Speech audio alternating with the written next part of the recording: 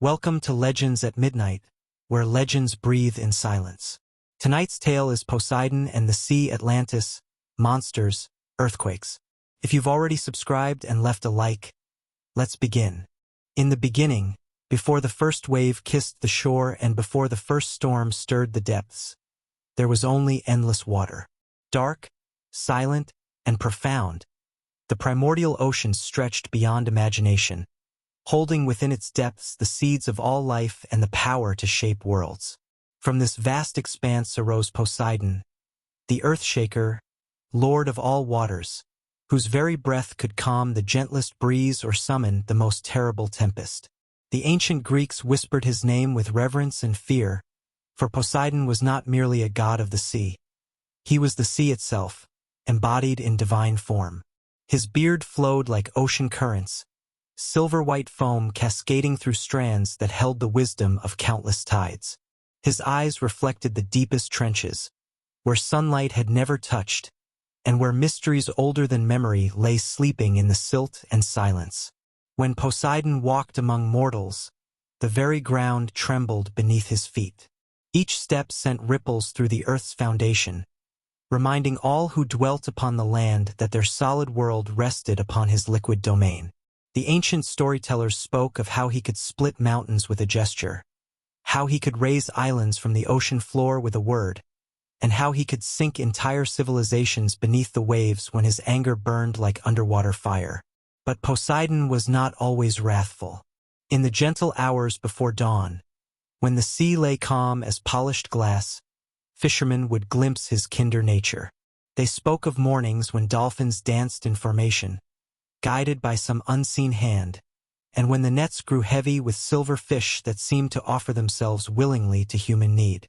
These were gifts from the Sea Lord, tokens of his benevolence toward those who honored the waters with respect and gratitude. The palace of Poseidon lay far beneath the waves, in depths where pressure would crush mortal bones to powder and where darkness reigned eternal. Yet this underwater realm blazed with its own magnificent light. Coral gardens stretched for miles, their branches glowing with bioluminescent fire in shades of blue and green that had no names in human language. Schools of luminous fish moved like living constellations through halls carved from pearl and jade, their scales catching and reflecting the ethereal radiance that emanated from the sea god's throne. That throne, carved from a single massive pearl the size of a small island, rose from the ocean floor like a mountain of lustrous beauty.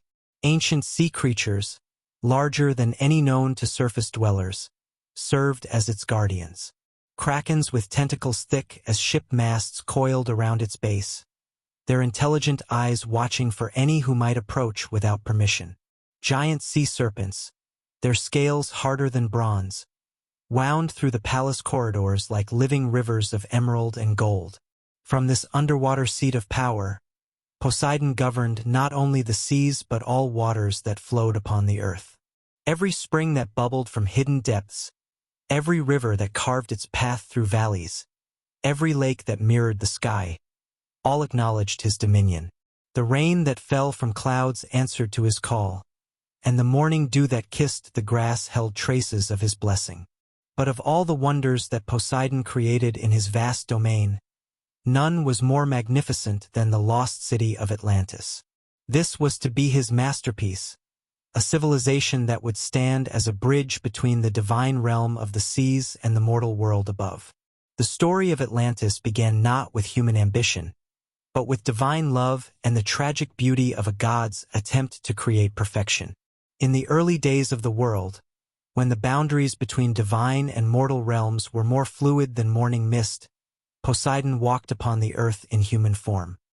He traveled through lands still young and wild, where ancient forests stretched unbroken from mountain to sea, and where rivers ran clear and swift, untouched by mortal hands. It was during these wanderings that he came upon an island of extraordinary beauty, set like a jewel in the embrace of azure waters. The island rose from the sea in perfect circular terraces, as if nature herself had designed it as an amphitheater for the gods. Fertile soil rich as chocolate-covered rolling hills, while crystal streams cascaded down rocky slopes, feeding groves of olive trees and vineyards heavy with purple fruit. Wild horses ran free across meadows carpeted with flowers that bloomed in every color the eye could perceive. The air itself seemed to shimmer with possibility, as if this place existed at the crossroads of all potential futures.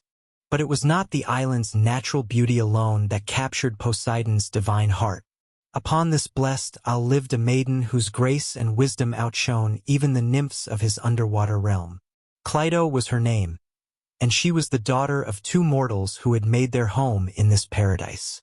Her hair fell in waves like spun gold, and her eyes held the depth of still pools that reflect both earth and sky.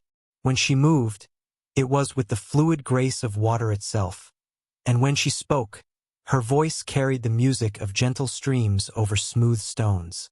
Poseidon watched Cleito from afar, taking the form of sea mist to drift near her dwelling, transforming into the whisper of waves upon the shore to hear her laughter. He saw how she tended her garden with loving care, how she spoke kindly to every living creature, and how she would stand at the island's highest point each evening, gazing out at the endless sea with a longing that matched his own. In her, he recognized a spirit as vast and deep as the oceans he ruled, trapped within mortal form but yearning for something greater. When at last Poseidon revealed himself to Cleito, it was not with the terrible majesty that made mountains tremble, but with the gentle power of a calm sea at sunset. He appeared to her as she walked along the shore, his form materializing from the foam of gentle waves. His trident, that mighty weapon that could split the earth itself, rested peacefully in his hand like a staff of polished coral. The wild horses of the sea, the hippocampi with their flowing manes and fishtails, rose from the waters around him, their proud heads bowing in reverence to their master. Cleito felt no fear at this divine revelation, for something in her mortal heart recognized the god before her. She had always felt drawn to the sea, had always found peace in the rhythm of waves and the vast horizon where water met sky. Now she understood that this calling came from a deeper source than simple human wanderlust. The sea god's love had been reaching across the waves to touch her spirit long before their eyes first met. Their courtship was a thing of wonder that the island itself seemed to celebrate. When Poseidon spoke words of love, the very ground beneath their feet responded with springs of the sweetest water. When Cleito smiled in return, flowers bloomed spontaneously in her footsteps, and butterflies materialized from thin air to dance around her hair. The sea grew calm for miles in every direction, as if the waves themselves held their breath to listen to the whispered promises exchanged between God and mortal. But divine love, however pure, could not exist in the mortal world without consequence. Cleito's parents, good people though they were, could not survive the overwhelming presence of a god who had claimed their daughter's heart. Not from any cruelty on Poseidon's part, but simply because mortal forms were never meant to exist so close to such concentrated divine power. They aged rapidly in those final days, their life force burning bright and brief like candles in a sudden wind, and they passed peacefully into the realm of shadows, leaving their daughter alone with her divine lover. To protect his beloved and to create a realm where their love could flourish without destroying everything around them, Poseidon began the great work that would become his most famous creation. Using his trident, he carved the island into concentric circles, separated by rings of water and connected by tunnels that ran beneath the sea. Each ring rose higher than the last, creating a magnificent city that spiraled upward like a nautilus shell made manifest in stone and earth. The outermost ring he filled with the greatest harbor the world had ever seen, where ships from every corner of the earth would one day come to trade in goods and knowledge. The waters of this harbor were always perfectly calm, protected by Poseidon's own power from any storm or hostile wave. Fish swam in such abundance that nets cast into these waters never came up empty, and pearls grew on the harbor floor like scattered stars. The second ring became home to magnificent gardens where Poseidon planted trees and flowers from every land he had ever visited in his wanderings. Here grew the golden apples of the far western islands, vines that bore grapes the color of sunrise, and lotus flowers that bloomed with petals like polished gems. Springs of hot and cold water bubbled up from the earth, their minerals carrying healing properties that could cure any ailment known to mortal kind. The third ring rose higher still, its grounds dedicated to athletics and learning. Here Poseidon created gymnasia where human potential could be explored and expanded, libraries where the wisdom of ages would be preserved, and theaters where the greatest stories ever told would be performed under stars that seemed to shine more brightly above this blessed isle. At the very center, on the highest ground, Poseidon built a palace that surpassed even his underwater realm in beauty and wonder. Its walls were constructed from 3 different stones: white, black, and red, quarried from the island's own depths and polished until they gleamed like precious gems. The white stone came from cliffs that faced the morning sun, the black from caverns deep beneath the earth where volcanic forces had created obsidian harder than steel, and the red from deposits rich in iron that caught and held the light of sunset. The palace walls were adorned with metals that Poseidon himself drew from the earth's depths: copper that gleamed like captured sunlight, tin that shone with silver radiance, and most precious of all, orichalcum, a metal that existed nowhere else in the world. This orichalcum possessed properties that seemed almost magical to mortal eyes. It was stronger than iron yet lighter than copper, and it glowed with its own inner fire that never dimmed.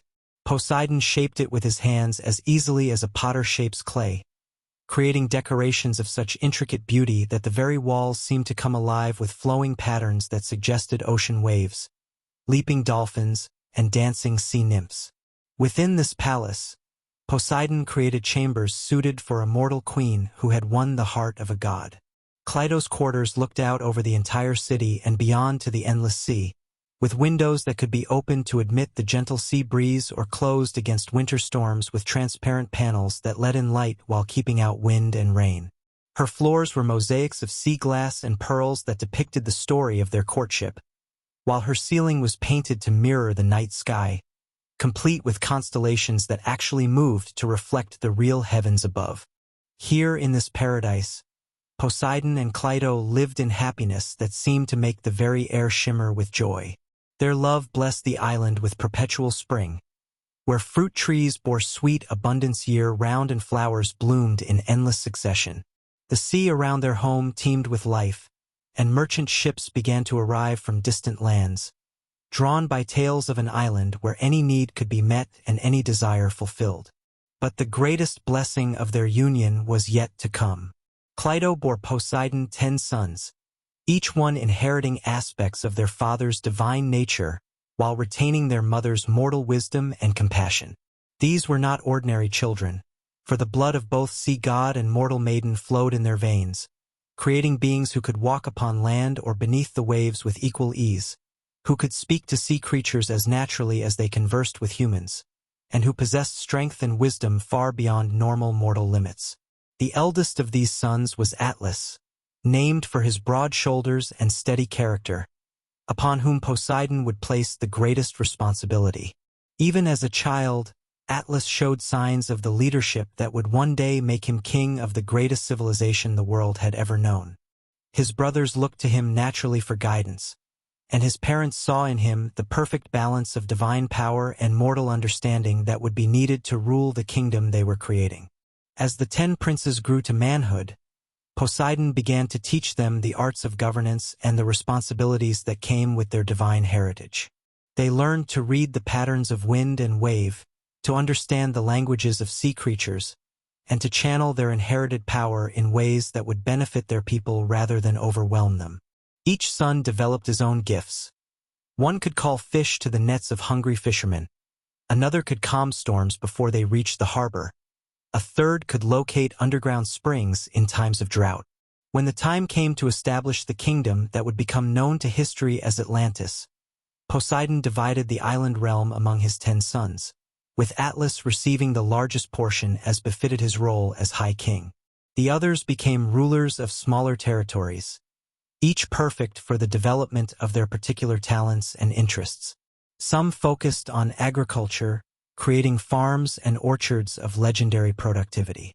Others turned their attention to craftsmanship, founding workshops where artisans created wonders that visitors from other lands could barely comprehend. The system of government that evolved in Atlantis was unlike anything that had existed before or would exist again. Because the rulers were sons of Poseidon, they possessed an innate understanding of justice that went beyond human law. They could sense truth from falsehood, could feel the weight of right and wrong in their very bones, and their decisions carried the authority of divine wisdom tempered by mortal compassion. Crime became almost unknown in their realm, not because of harsh punishments, but because the very presence of these god-born kings inspired their subjects to live up to their highest potential. Trade flourished as ships from every corner of the known world sought out the marvels of Atlantis.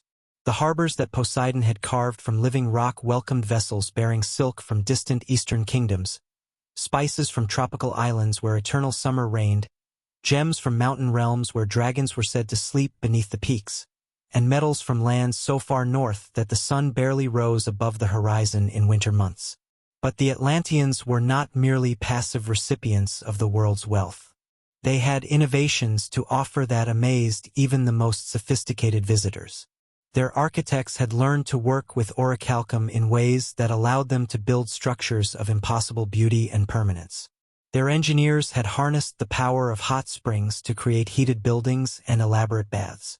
Their farmers had developed techniques that made their island paradoxically more fertile each year, rather than depleting the soil as agriculture did in other lands. Most remarkable of all were their ships, crafted with techniques taught by Poseidon himself. These vessels could weather storms that would destroy ordinary ships, could navigate by following currents that only those with divine heritage could perceive, and could carry cargo loads that seemed impossible for their size. Some of the largest Atlantean ships were said to be living creatures as much as constructed vessels, their hulls shaped from wood that continued to grow and strengthen even after being harvested, their sails woven from materials that could repair themselves when torn by wind or salt spray. The golden age of Atlantis lasted for generations beyond counting. The descendants of the 10 princes ruled with wisdom and justice, maintaining the delicate balance between human ambition and divine responsibility that their founder had established. The city grew ever more magnificent, its architecture evolving into forms that seemed to defy the very laws that governed ordinary matter. Towers spiraled upward like frozen whirlwinds, their surfaces catching and reflecting light in patterns that created moving murals visible from miles away. Gardens grew in mid-air, suspended by principles that Atlantean engineers understood but visitors could only marvel at. The central temple of Poseidon became a wonder that drew pilgrims from across the known world. Built entirely of orichalcum, it gleamed like a captured piece of the sun itself, visible from the horizon to ships approaching the island. Within its sacred precincts stood a statue of the sea god himself, crafted by master artists who had inherited not only skill but actual divine inspiration from their god-born rulers. The statue was so lifelike that many visitors swore they saw it breathe, saw its eyes track their movement across the temple floor. Around this central figure stood statues of the 100 sea nymphs, Poseidon's divine daughters, each one carved with such precision that every detail of their flowing hair and graceful forms seemed ready to step down from their pedestals and dance through the temple halls. The floor beneath was a map of the entire world, rendered in precious stones and metals, with Atlantis at its center surrounded by accurate depictions of every land and sea known to mortal exploration. But perhaps the most sacred element of the temple was the golden tablet upon which Poseidon himself had inscribed the laws that would govern his descendants. Written in divine script that glowed with its own inner light, these laws outlined not just the mechanics of governance but the spiritual principles that must guide any ruler who sought to maintain the favor of the gods. The tablet spoke of justice that flowed like water, finding its own level and nourishing all it touched. It described wisdom as the ability to see the connections between all things, understanding that the health of the smallest creature affected the well-being of the entire kingdom. Every 5th year, the 10 kings of Atlantis would gather in this temple to renew their oaths and to seek guidance for the challenges ahead. They would offer prayers and sacrifices to their divine father, not from fear or obligation, but from genuine love and gratitude for the paradise they had inherited. These ceremonies were times of great celebration throughout the kingdom, with festivals that lasted for days and brought together people from every corner of the Atlantean realm. During these gatherings, the kings would also judge any disputes that required their collective wisdom. They wore robes of blue that matched the deepest ocean trenches and crowns of orichalcum that caught the temple's sacred light and cast patterns on the walls like sunlight filtering through water. Their discussions were conducted with the patience of tides and the depth of thought that came from their divine heritage. Visitors who were permitted to witness these proceedings often said that watching the Atlantean kings deliberate was like observing the ocean itself make decisions through human form. The influence of Atlantis spread far beyond its island borders. Atlantean explorers, guided by their inherited ability to read ocean currents and weather patterns, discovered new lands and established trading posts that became centers of learning and culture. They shared their agricultural techniques with peoples who had struggled to feed themselves, taught building methods that could withstand earthquakes and storms, and introduced concepts of justice and governance that transformed entire civilizations. But they were careful never to conquer or impose their will through force. The sons of Poseidon understood that true power came not from domination but from service, not from taking but from giving. They established their outposts as beacons of hope and knowledge, places where local peoples could come to learn and trade without fear of exploitation or cultural destruction. This approach created a network of allies and friends that spanned the known world, all looking to Atlantis as a source of wisdom and inspiration. The Atlantean scholars preserved knowledge with the same care that their farmers tended their crops. Their libraries contained not just written works but also three-dimensional models, living specimens, and even preserved memories that could be experienced by future generations. They understood that true learning required more than mere information. It demanded the ability to see through the eyes of others, to understand how knowledge felt as well as how it worked. Their mathematicians developed number systems that could describe the curves of seashells and the spirals of galaxies with equal precision. Their astronomers mapped the heavens with such accuracy that they could predict eclipses centuries in advance and navigate the oceans by stars invisible to normal human sight. Their physicians learned to heal not just the body but the entire spirit, understanding that physical ailments often arose from imbalances in the soul's connection to the natural world. The artists of Atlantis created works that seemed to exist in more dimensions than the eye could perceive. Their paintings appeared to move when viewed from different angles, telling complete stories that unfolded as the observer walked past.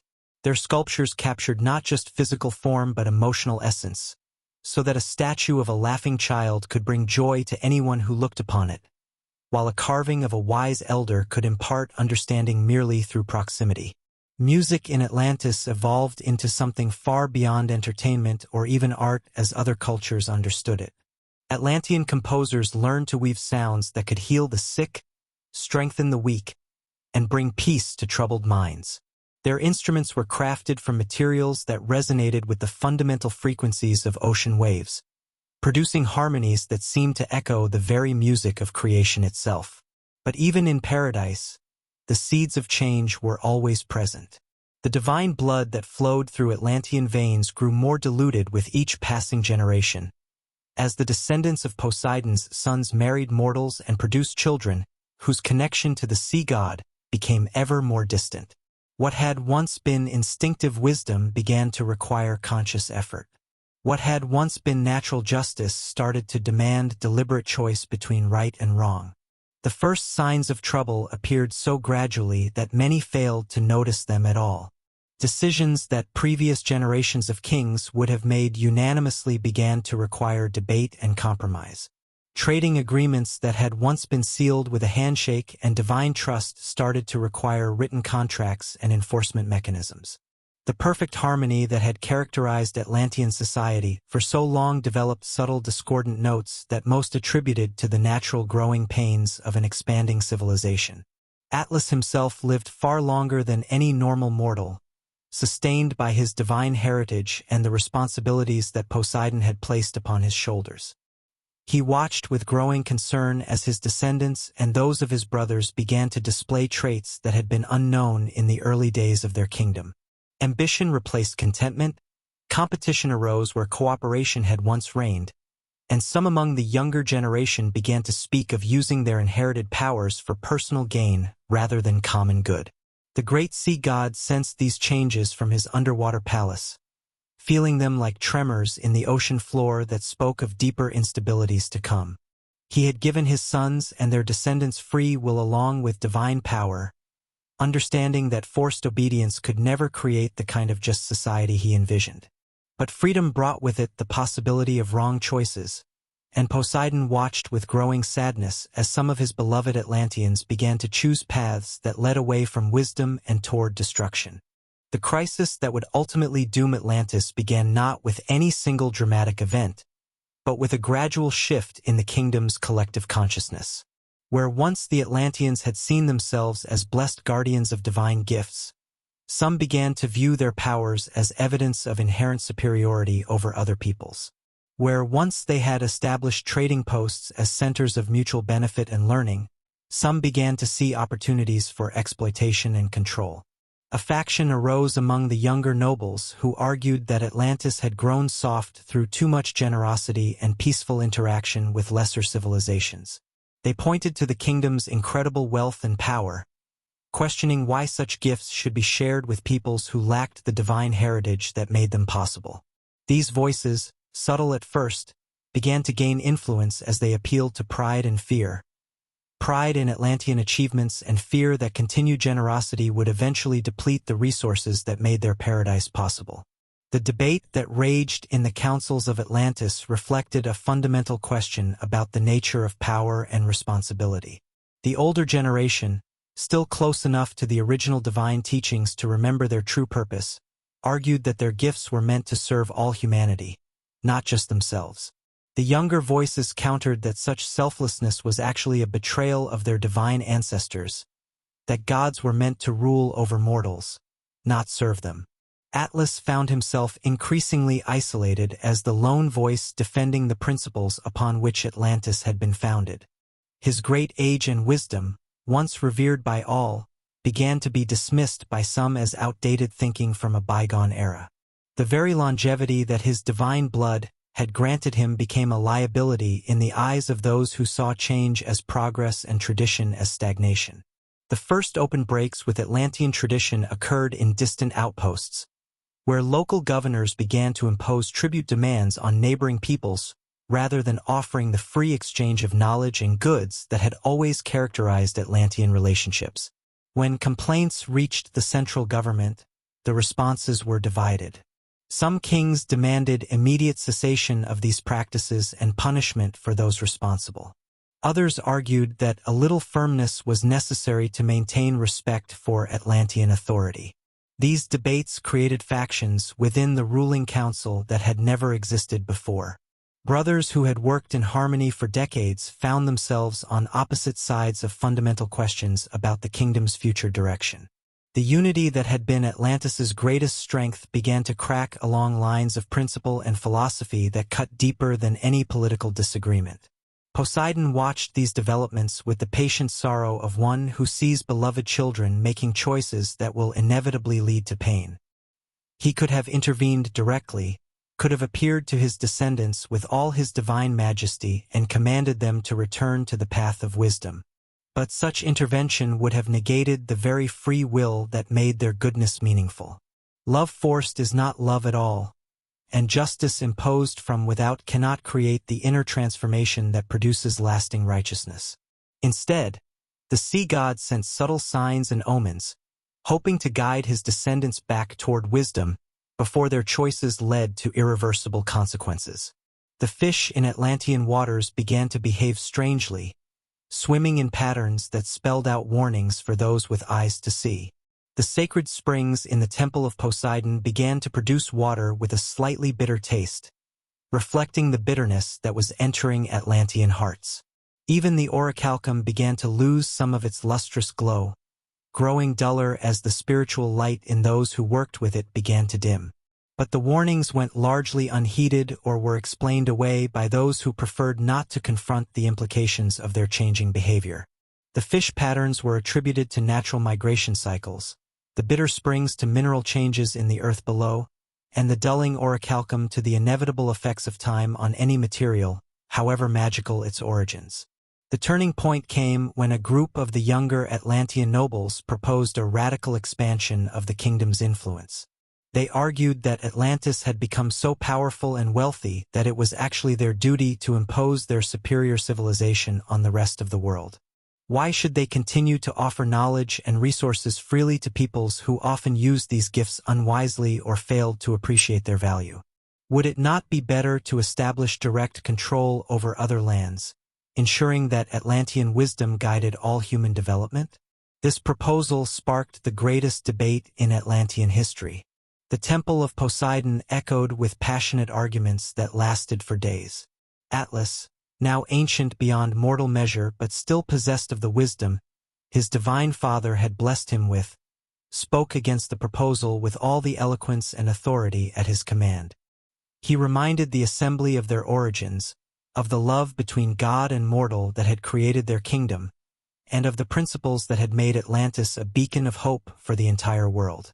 But his words, once capable of swaying any heart and settling any dispute, now fell on ears that had grown deaf to wisdom. The younger faction countered with arguments about destiny and responsibility, about the waste of letting inferior peoples misuse the knowledge that Atlantis had freely shared, and about the danger of allowing potential enemies to grow strong enough to threaten their paradise. The vote that followed split the kingdom as nothing ever had before. When the counting was done, the expansionist faction had won by the narrowest of margins, but their victory was complete. For the first time in its history, Atlantis would use its power not to serve but to conquer, not to give but to take. The first military expedition launched from Atlantis was unlike any force the world had ever seen. Ships that had once carried traders and teachers now bore soldiers equipped with weapons forged from orichalcum and armor that could turn aside any normal blade. The Atlantean warriors retained enough of their divine heritage to be faster, stronger, and more resilient than any purely mortal fighters they might face. Their very presence on the battlefield seemed to drain the courage from their enemies, as if the corruption of their purpose had transformed their inherited divine aura into something that inspired fear rather than respect. The early conquests were swift and overwhelming. Coastal cities that had welcomed Atlantean traders for generations found themselves facing Atlantean conquerors who demanded submission rather than offering partnership. Peoples who had looked to Atlantis as a source of wisdom and aid suddenly discovered that this same civilization now saw them as subjects to be ruled rather than friends to be cherished. But victory in war brought new temptations and new corruptions. The wealth that flowed back to Atlantis from conquered territories was vast beyond anything the kingdom had known, even in its days of peaceful prosperity. Gold and silver, precious stones and rare materials, slaves and tribute, all poured into Atlantean coffers in streams that seemed to grow larger with each successful campaign. This wealth had a corrupting effect that went far beyond simple greed. It convinced many Atlanteans that their new path was not only justified but divinely ordained. How else could they explain such incredible success? Surely Poseidon himself approved of their actions, or he would have prevented their victories. The fact that their God-born powers remained strong seemed to confirm that they were following their proper destiny as rulers of the world. The internal changes in Atlantean society accelerated as conquest became the kingdom's primary focus. The peaceful arts that had once been the foundation of their civilization were gradually subordinated to military needs. Scholars who had once pursued knowledge for its own sake found themselves pressed into service designing better weapons and more effective siege engines. Artists who had created beauty for the joy of creation were commanded to produce monuments celebrating military victories and intimidating symbols of Atlantean power. The famous Atlantean ships, once marvels of peaceful engineering that could weather any storm while carrying goods and knowledge to distant shores, were redesigned as vessels of war. Their living hulls were shaped into forms that could ram and crush enemy vessels, Their self-repairing sails were woven with patterns that struck fear into the hearts of those who saw them approaching. Even the sea creatures that had once guided Atlantean explorers to new lands were trained and bred for warfare, becoming weapons as much as companions. Atlas watched these transformations with a heart heavy as the deepest ocean trenches. The kingdom he had helped to build, the paradise his divine father had created as a gift to the world, was becoming something he barely recognized. The nephew who had once sought his counsel now dismissed his concerns as the fears of an old man who could not adapt to changing times. The great temple where he had once communed with Poseidon's wisdom echoed with prayers for victory in battle rather than guidance in governance. But the most heartbreaking change was in the people themselves. The Atlanteans he had known and loved, descendants of his own brothers and their children, were becoming something alien to his experience. The natural kindness that had characterized their interactions with all living things was hardening into indifference toward the suffering of others. The wisdom that had once made them the world's greatest teachers was narrowing into cunning focused on conquest and control. The sea around Atlantis began to reflect these internal changes in ways that those with eyes to see could not ignore. The water near the island, once crystal clear and teeming with vibrant life, grew murky and turbulent. Fish that had lived in harmony for countless generations began to fight among themselves, as if the very environment had become infected with the aggression that now characterized its human inhabitants. Storms that had never troubled Atlantean waters began to gather on the horizon, their clouds dark with promise of destruction. From his palace in the ocean depths, Poseidon felt every tremor of change in the kingdom he had created. Each act of conquest sent ripples through the divine realm. Each abandonment of principle created disturbances in the cosmic order that maintained the balance between mortal and immortal worlds. The sea god's heart, vast as the oceans themselves, filled with a sorrow deeper than any trench. The other gods began to take notice of what was happening in Atlantis. Zeus, king of the gods and Poseidon's brother, expressed concern about the growing imbalance between divine power and mortal wisdom that the Atlantean conquests represented. Athena, goddess of wisdom and just warfare, spoke sorrowfully of how the Atlanteans had corrupted the very concept of strength, using their inherited gifts to dominate rather than protect. Even Aphrodite, goddess of love, wept to see how the pure love between Poseidon and Cleito had been perverted into a justification for cruelty and exploitation. The divine council that convened to discuss the Atlantean crisis was one of the most solemn in the history of the gods. Never before had a mortal civilization blessed with divine heritage fallen so far from its intended purpose. The question facing the immortals was not whether intervention was necessary, but what form that intervention should take. Some argued for immediate and complete destruction, pointing out that the longer Atlantis was allowed to continue its path of conquest, the more suffering would be inflicted on innocent peoples throughout the world. Others suggested a more gradual approach, removing the divine blessings that had made Atlantean dominance possible and allowing natural consequences to restore balance over time. But Poseidon himself, though grief-stricken by what his beloved creation had become, argued for one final opportunity for redemption. He proposed to appear before the Atlantean rulers in all his divine majesty, to remind them of their origins and offer them one last chance to return to the path of wisdom and justice. If they refused this ultimate warning, then the consequences would be swift and final. The other gods agreed to this final mercy, though many doubted that hearts so hardened by conquest and pride could be softened even by direct divine intervention. Zeus granted his brother permission to act as he saw fit, with the understanding that if persuasion failed, more drastic measures would be necessary to prevent the corruption of Atlantis from spreading to the rest of the world. Poseidon's appearance before the Atlantean Council was an event that shook the very foundations of their island kingdom. The sea god did not arrive with the gentle majesty he had once shown to Cleito, nor with the subtle signs and omens he had been sending in recent years. Instead, he came with the full terrible glory of his divine nature, his trident blazing with power that made the sun seem dim, his voice carrying the authority of every wave that had ever broken upon any shore. The council chamber, that magnificent hall where generations of wise kings had deliberated in harmony, trembled as if caught in the greatest earthquake ever felt. The orichalcum walls rang like bells with harmonics that spoke of power beyond mortal comprehension. The very air seemed to thicken with divine presence, making it difficult for merely mortal lungs to draw breath. When Poseidon spoke, his words carried the weight of ages and the authority of creation itself. He reminded the assembled rulers of their history, of the love that had created their kingdom, and of the principles that had made it a blessing to the entire world. He spoke of Cleito's gentle heart and how it had moved a god to create paradise, of Atlas's wisdom and how it had guided the kingdom through its golden age, and of the divine purpose that had been entrusted to every generation of Atlantean rulers. But most importantly, he spoke of the choice that now lay before them. They could acknowledge their errors, abandon their path of conquest, and return to the principles that had made Atlantis great.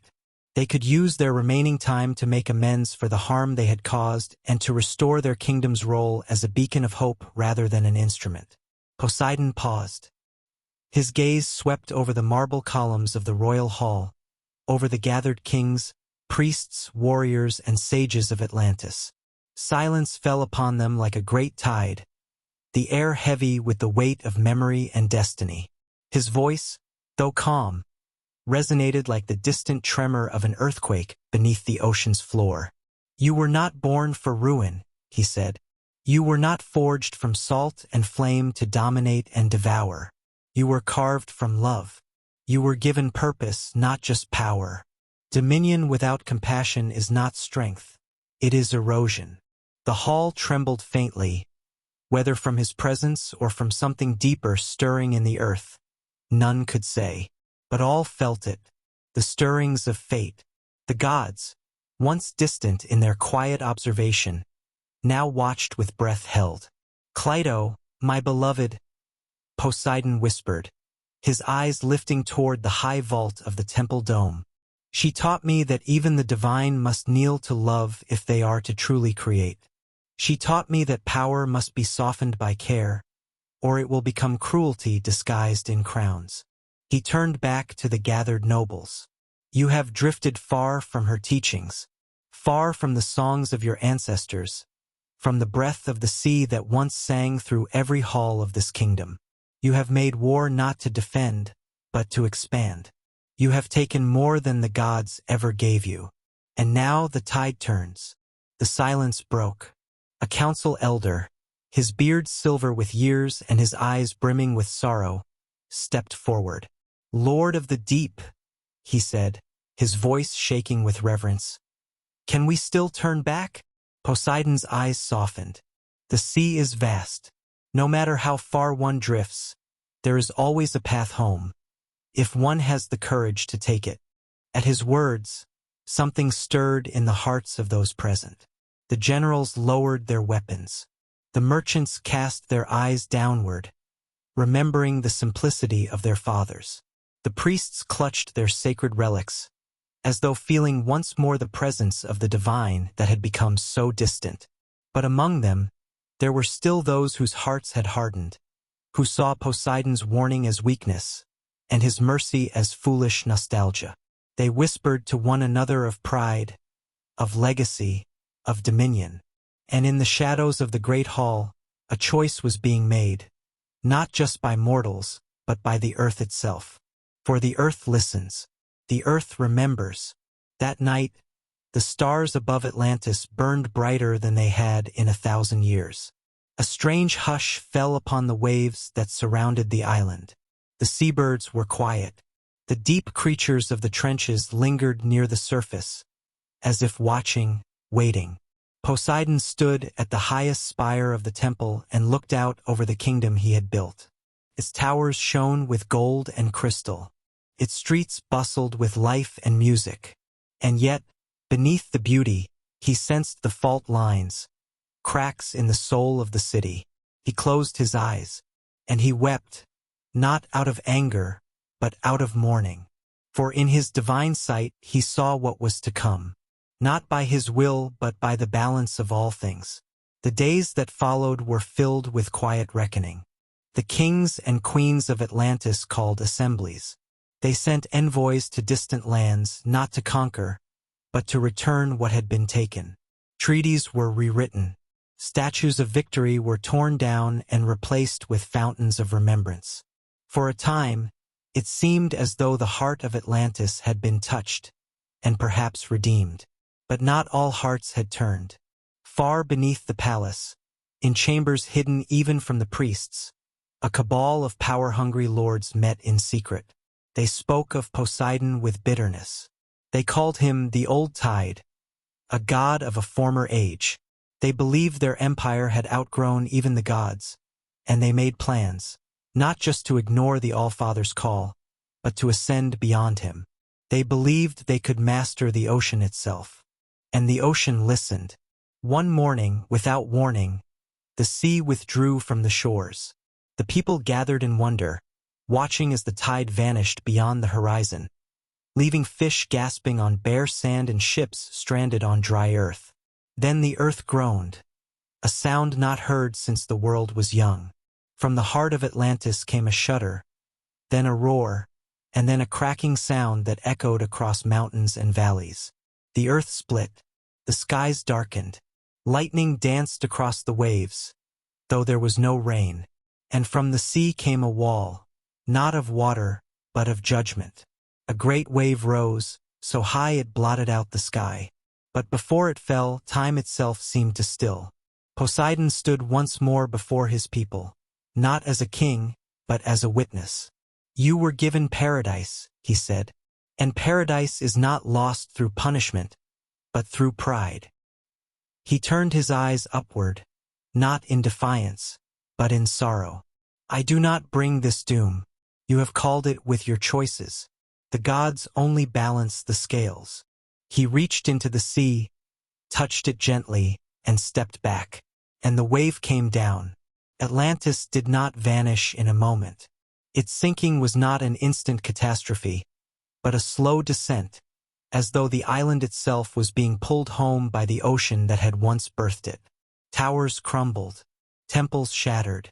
The crystal domes of the high courts shattered like glass under the weight of time. But amid the chaos, something remarkable happened. Not all fled. Not all cried out in despair. Some stood tall. The children of Cleito, the descendants of Atlas, the last true keepers of the old ways, stood hand in hand at the city's central plaza. They sang the songs of their ancestors. They raised their eyes not in terror, but in peace. For they understood that Atlantis was not a place. It was a promise. And promises, when kept, never truly die.